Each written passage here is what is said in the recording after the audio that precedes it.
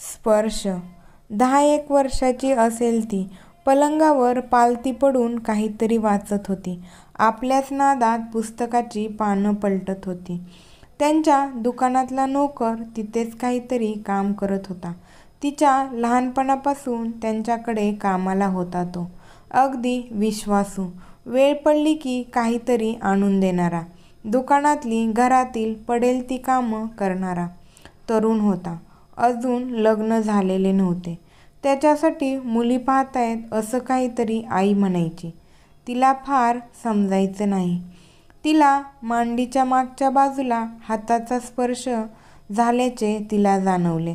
अगदी 2 सेकंदाचा स्पर्श असेल, पण काहीतरी विचित्र होता तो, नेहमीसारखा नाही. काहीतरी असेल असं म्हणून तिने किंचित मागे पाहून परत आपल्या पुस्तकात तोंड खुपसले. 2 मिनिटांनी मात्र तिला कुल्ल्यावर चक्क चिमटा घेतल्याचे जाणवले. आता मात्र ती हडबडली. खोलीत फक्त ती आणि नोकर होते. तिने मागे पाहून त्याला विचारले, "तू घेतलास का मला चिमटा?" "नाही बा, मी तर काम करतो आहे." आणि तो काहीतरी गुणगुणत परत कामाला लागला. भास आणि सत्य यातला फरक ओळखता येत होता तिला. त्याचंच काम होतं हे. स्पर्शाची घृणा कळण्याचं वय नव्हतं तिचं. पण काहीतरी विचित्र वाटून गेलं तिला. नक्की का केलं असेल त्याने हे? आईला सांगावं की नाही या विचारात पडली ती. म्हणाल तर छोटी गोष्ट होती, पण तिच्या इवलूशा विश्वात बरीच उलटपालट केली त्या प्रसंगाने. 1-2 वर्षात ती मोठी झाली आणि शेजाऱ्यांचा तरुण मुलगा बोळातून जाताना मुद्दाम अंगाशी लगट करून का जातो? बस कंडक्टर उरलेले पैसे हातात देताना अंमळ थोडा जास्त वेळ हात हातात का ठेवतो, रेंगाळवतो? हे तिला हळूहळू समजायला लागले. आधीच लाजाळू स्वभाव, त्यात असलं काही कोणाला सांगायची सोय नव्हती. आई अजूनच काळजी करत बसली असती म्हणून मग हे सर्व काही पार्ट ऑफ वुमन्स लाईफ म्हणून चालू राहिले. आजीचा मऊ साईच्या हाताचा स्पर्श, रात्री झोपताना बाबांचा मायेने डोक्यावरून फिरणाऱ्या हातांचा स्पर्श, भांडताना झालेल्या भावाचा धसमुसळा स्पर्श, मनाच्या रस्त्यावर मागे पडले आणि हे सहेतूक विकृत वासनेने बरबटलेले स्पर्श ड्रायव्हर सीटवर बसले. एका उन्हाळ्याच्या सुट्टीत लांबच्या काकांकडे ती गेलेली असताना तिला आईची आठवण झाली. काकांनी तिला रडणं थांबवावं म्हणून तिला जवळ घेतलं आणि तिच्या अंगावरून त्यांचा हात फिरू लागला. तिला पटकन त्या दिवसाच्या चिमट्याची आठवण झाली आणि ती आता नाही येत आहे आठवण असे म्हणून बाजूला झाली.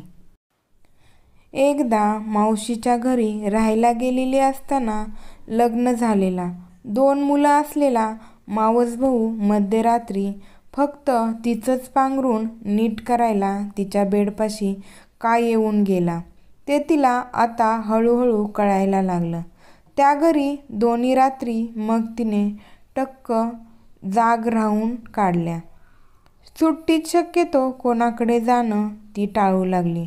सुंदर स्पर्श जणू आयुष्यातून बाद झाले आणि वासनेच्या स्पर्शातून सटकायचे कसे हेच ध्येय होऊन बसले. कालांतराने लग्न ठरले. तोपर्यंत स्पर्शाचे अजून काही अनुभव आले. काही बरे वाईट, काही मनाच्या कुप्पीत दडवून ठेवावेसे, काही विसरायच्या इच्छा असूनही न विसरता येण्यासारखे, काही वासनागंध, काही निखळ. नवऱ्याने पहिल्या स्पर्शात फुलवले, चेतवले आणि त्याच्या आश्वासक प्रेमाच्या स्पर्शाने आत्तापर्यंतचे वाईट शिसारी आणणारे अनुभव मनाच्या तळाशी गेले. ते पूर्ण नष्ट होत नाहीत, कधीतरी ढवळून निघतात, पण पाणी संपूर्ण गढूळ होणार नाही याची तरी काळजी घेतात. आज तिच्या आयुष्यातला सर्वात आनंदाचा दिवस, तिच्या लेकीचा जन्म.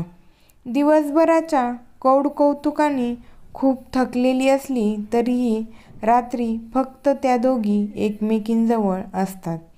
तिने आपल्या लेकीचं इवलंसं बोट धरून तिने तिला एक वचन दिलं, स्पर्श सुंदर असतात बाळा, आणि वाईटही.